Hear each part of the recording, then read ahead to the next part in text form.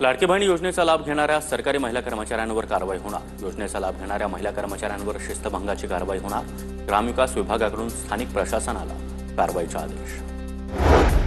गणेशोत्सवाच्या काळात मुंबई गोवा महामार्गावर अवजड वाहनांना बंदी। 16 टनापेक्षा जास्त वजनी वाहनांना वाहतूक बंदी। 23 ऑगस्ट ते 7 सप्टेंबरपर्यंत ठराविक काळात वाहतूक बंदी असणार। नागपूरच्या मूर्तिकारानं गणपतीच्या सप्तमूर्तिका मूर्ती साकारल्या। मूर्तींसाठी महाराष्ट्र, मध्य प्रदेश आणि उत्तर प्रदेशातील मातीचा सदुपयोग। मूर्तिकार सुरेश पाठक यांनी 100 मूर्ती घडवल्या।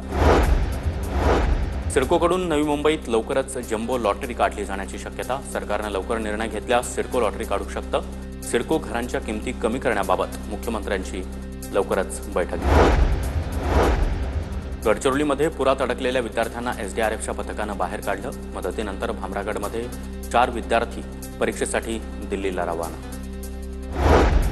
नांदेडमध्ये पैनगंगा नदीच्या पुरात जीव धोक्यात घालून शेतकऱ्यांचा प्रवास। नांदेडच्या गुरफळी आणि मार्लेगाव परिसरातील प्रकार। गुराढोरांना चारा पाणी करण्यासाठी शेतकऱ्यांकडून तराफ्याची मदत।